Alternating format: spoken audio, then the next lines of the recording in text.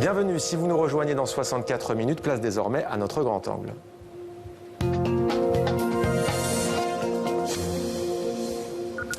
Des médicaments plus propres et respectueux de l'environnement, c'est possible, mais c'est compliqué. Lucie Jarrive en a fait son combat. Elle travaille sur des nouvelles méthodes peu coûteuses et qui ne génèrent aucun déchet. Elle est notre invitée. Bonsoir Lucie Jarrive. Bonsoir. Merci d'être avec nous et bienvenue dans 64 minutes sur TV5 Monde. Vous êtes doctorante en chimie des substances naturelles à l'Institut des chimies de substances naturelles. C'est à l'Université Paris-Saclay. Vous avez reçu récemment la bourse L'Oréal UNESCO pour les femmes et la science. Et je précise, on va en parler d'ailleurs, que vous êtes championne du monde handi escalade. C'était en 2016 à Paris. Bercy, alors le chiffre est énorme. Les médicaments non utilisés, pour ne parler que de la France, ça représente 19 000 tonnes par an dans les foyers français. Donc c'est 323 grammes par foyer et par an. Quel est au juste leur danger pour l'environnement ? Alors il faut savoir que les médicaments sont des molécules chimiques. Donc vraiment des composés qui ne vont pas se dégrader de manière naturelle. Ouais. Il faut vraiment un traitement qui leur est spécifique. Donc du coup, ça génère énormément d'argent. Et donc c'est compliqué. Où est-ce qu'on les retrouve, ces résidus chimiques qui peuvent être toxiques, on imagine ? Ils peuvent être toxiques, mais il y a un grand danger pour les retrouver dans l'eau. Et voilà, pouvoir les réingérer à nouveau en consommant de l'eau de notre robinet, par exemple. Ouais. Et voilà. Alors vous, pourquoi vous avez choisi précisément ce sujet? Vous êtes doctorante. Pourquoi au juste les médicaments qui sont un danger pour l'environnement et pourquoi vouloir en finir avec cela? À l'heure actuelle, je pense que la préservation de notre environnement, on en entend parler partout, donc c'est très important. Donc moi, je suis sensible à cette protection pour notre environnement. Donc j'ai voulu, en tant que chimiste, on est souvent décrié, on n'a pas souvent une bonne image. Donc pour moi, c'est vraiment essayer d'amener ma pierre à l'édifice pour essayer d'améliorer l'image du chimiste. Et on peut vraiment avoir une carte à jouer pour la préservation de notre planète. Alors on va parler de vos travaux concrètement, de ce que vous faites. Mais est-ce qu'il ne faudrait pas déjà agir en prévention selon vous? Je vous pose la question. Il y a des pays, notamment des pays du Sud, d'Afrique par exemple, où les médecins, les pharmaciens distribuent juste la quantité requise de médicaments pour le traitement. Ça peut être 3 antidouleurs, 3 médicaments. Alors qu'en France, on a encore beaucoup de boîtes. Il y a eu des efforts à ce sujet ou... Là, je sais qu'en France, on est très en retard. Il y a d'autres pays en Europe où on distribue exactement la dose de médicaments prescrits. On a beaucoup de travail pour ça, mais à l'heure actuelle, il n'y a pas encore de... Beaucoup reste à faire en termes de prévention. Alors, comment travaillez-vous? Vous travaillez, je le disais, sur des nouvelles méthodes qui généreraient aucun déchet. Est-ce que c'est possible? Comment on fait pour faire un médicament propre? Alors, je travaille dans un concept qu'on appelle la chimie verte. En fait, c'est 12 principes, donc je ne vais pas les citer, mais on prend conscience qu'une réaction chimique, ça génère heureusement le produit espéré, mais aussi beaucoup de sous-produits et de déchets. Et il va falloir ensuite les éliminer pour avoir un produit propre. Donc, moi, mon travail, c'est d'essayer de les récupérer de les récupérer, mais surtout en amont, essayer d'utiliser des réactions qui vont générer le moins de déchets possible pour que la purification derrière soit la plus simple possible. Alors, une petite séquence qu'on a sélectionnée. Vous êtes dans votre laboratoire, on regarde, on en parle juste après. Mon dérivé de la stéréotype que j'ai préparé hier. Mais ça a marché finalement, tu as réussi à la précipiter? Ok, tu as juste mis de l'hexane là, ça a précipité, filtré. Et après, tu as rincé avec l'hexane ou pas? J'ai fait l'ARMN, il est propre, il est nickel, donc c'est bien. J'en ai pas autant que je voulais, j'en ai que 1,5 g. Du coup, ça fait combien de pourcents de rendement?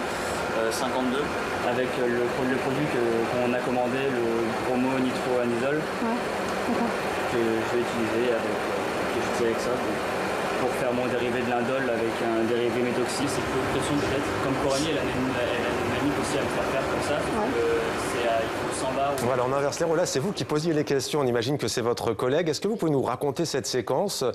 Que faites-vous au juste dans ce laboratoire à ce moment précis? On teste un médicament? Non, alors là, à l'heure actuelle, on est sur une méthode de synthèse, donc de préparation d'un produit chimique. Donc la personne en question était un autre doctorant, mon ancien stagiaire, c'est pour ça qu'on a un peu l'impression que... Dans un laboratoire de chimie, on est plusieurs personnes à travailler à la fois. Donc quand on a des problèmes, avant d'aller voir le chef, le directeur de thèse, on s'interroge souvent. Donc l'idée, c'est vraiment d'avoir un échange de connaissances. Moi, je suis la plus vieille dans mon laboratoire, donc c'est vrai que quand il y a des problèmes, c'est souvent moi qu'on vient. Quelle est la difficulté d'un point de vue purement chimique pour élaborer ces médicaments qui, lorsqu'ils vont se dégrader, ne vont pas rejeter un maximum justement de substances dangereuses dans l'environnement? C'est quoi la difficulté? C'est essayer de... C'est d'abord un travail de réflexion au niveau de la molécule qu'on va faire. Moi, je travaille sur des méthodes propres, mais pour des molécules qui, pour l'instant, n'ont aucune garantie d'être des médicaments. Elles sont à l'heure actuelle à l'étude, à l'Institut Curie, pour voir si elles vont avoir des activités biologiques potentielles. Si c'est le cas, ça pourrait être un médicament. Moi, vraiment, c'est l'idée de développer des méthodes de synthèse, des méthodes de préparation qui vont être beaucoup plus respectueuses de l'environnement. Donc, utiliser moins de solvants, utiliser des produits qui sont moins toxiques. Donc, voilà, des substances naturelles? C'est parfois difficile pour soigner? La chimie verte et l'utilisation des plantes, c'est quelque chose de complètement différent. Nous, en chimie verte, c'est vraiment essayer une réflexion avant de faire la réaction. Qu'est-ce qu'on va utiliser pour faire cette réaction de la manière la plus propre? Lucie Jarry, je le disais tout à l'heure, vous êtes championne du monde, c'était en 2016 dans la discipline handi-escalade. À l'âge de 15 ans, des médecins diagnostiquent chez vous un cancer au niveau du genou. Vous allez vous battre, vous allez vous en sortir. Qu'est-ce qui vous a permis de tenir et de poursuivre vos rêves, et notamment dans cette carrière scientifique? Alors, quand on a un cancer, effectivement, quand on nous diagnostique un cancer à l'âge de 15 ans, c'est d'abord très dur. C'est un gros coup parce que ça touche très peu de personnes. Je crois qu'il n'y a que 10% pardon, des adolescents qui ont la même maladie que moi. Donc déjà, il y a un premier traumatisme, c'est d'abord accepter sa maladie. Ouais. Donc c'est un choc pour tout le monde, pour la famille, pour les amis. Après, étant mineure, je n'avais pas le droit d'être toute seule à l'hôpital. Donc ça veut dire qu'en permanence, je devais être accompagnée. Donc ça a été les parents, ça a été la famille. Ça m'a beaucoup aidé à surmonter cette épreuve. Et une fois qu'on est guéri, on a pris 10 ans de plus en fait, en maturité. Et après, là, on décide de vivre sa vie intensément et faire les choses que l'on aime. Et pour moi, c'était la recherche et le sport. C'est la résilience, ça vous a rendu plus forte peut-être après dans vos projets? Oui, bien sûr, bien sûr. Ouais. Dans tout ce que je fais, je suis plus forte. Ouais. Alors l'escalade, vous en faisiez déjà avant, à l'adolescence ou pas? Non, pas du tout. C'est après que vous commencez à pratiquer? Je faisais déjà du sport, je faisais de la natation, donc vraiment quelque chose de complètement différent. Après, je suis venue à l'escalade par rencontre. J'ai juste déménagé en Ile-de-France, j'ai rencontré des gens, notamment le président d'un club d'escalade. Ouais. Je lui ai dit que j'étais amputée, il m'a dit c'est pas grave, essaye. C'est ce que j'ai fait. J'ai essayé, j'ai eu de suite un coup de cœur. Et je me suis beaucoup entraînée, j'ai commencé la compétition. Et entre mon premier essai à l'escalade et le titre, il y a eu 3 ans. Ouais, beaucoup de travail. Qu'est-ce que vous avez ressenti quand vous avez obtenu cette médaille? D'abord beaucoup de bonheur, de fierté aussi. Après, on pense à tous les sacrifices que j'ai faits l'année avant les championnats. C'est des entraînements, c'est pas forcément beaucoup voir les amis, faire attention à ce qu'on mange. C'est tout ça, mais après, voilà, on voit que ça paye et c'est beaucoup de bonheur. On pourrait avoir une métaphore, une image. C'est un sport d'altitude, on le voit, on vous voit grimper, là vous montez. Ouais. Est-ce que ça vous pousse toujours à aller plus haut, cette discipline? La discipline, mais aussi mon expérience personnelle, ma maladie, fait que j'ai toujours envie d'aller plus haut, de se dépasser. C'est vraiment important pour moi. Alors, un mot peut-être sur ce prix que vous avez reçu, prix lauréat de l'UNESCO, donc. C'est un prix qui honore aussi les jeunes, les femmes également. Comment l'avez-vous accueilli? Là encore, beaucoup de bonheur d'abord, une grande fierté. On sait qu'il y avait 1000 dossiers en France, il n'y a que 30 boursières, donc on est fiers. Après, voilà, il y a beaucoup de responsabilités, ça veut dire que... Oui, c'est ça, je dis comment l'avez-vous accueilli, pas au sens émotionnel forcément, mais est-ce que ça va vous permettre d'avancer? Parce que c'est un prix qui est doté d'une bourse, est-ce que ça va vous permettre, vous, de concrétiser vos projets, vos travaux, notamment dans vos recherches? Ça nous aide à booster notre carrière. Ouais. Moi, ça va me permettre d'assister à des congrès internationaux, parce que ça coûte cher, rencontrer des gens pour pouvoir poursuivre ma carrière. En l'occurrence, je suis à la recherche d'un post-doctorat.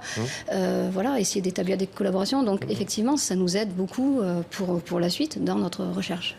Une question sur le handicap. Beaucoup reste à faire en France, notamment dans le monde francophone et partout dans le monde. Est-ce que c'est une question à laquelle vous êtes sensible ou pas forcément? Est-ce que vous trouvez qu'on a encore beaucoup de choses à faire vous concernant? Par exemple, il n'y a pas la question du regard, puisque vous n'avez pas ce poids sur vous sans doute, mais on sait que souvent les handicapés disent qu'il y a d'abord le regard et puis ensuite il y a la difficulté au quotidien dans la vie. Il y a le regard, mais moi, selon comment je m'habille, on va le voir ou pas, il y a le regard des gens. Après, bon, on essaie de faire avec. Ouais. Au niveau de l'accessibilité, encore, de tous les bâtiments, il y a encore énormément de choses à faire. Et puis, ouais, il y a encore certaines mentalités à changer. Qu'est-ce qu'on peut vous souhaiter, le prix Nobel de chimie un jour? Peut-être pas le prix Nobel, mais essayer de... Déjà de mettre au point les médicaments et d'autres médailles. D'autres médailles, oui, bien sûr. Merci beaucoup d'avoir été avec nous, Lucie Merci. Jarige, dans 64 minutes sur TV5 Monde. Merci. Merci.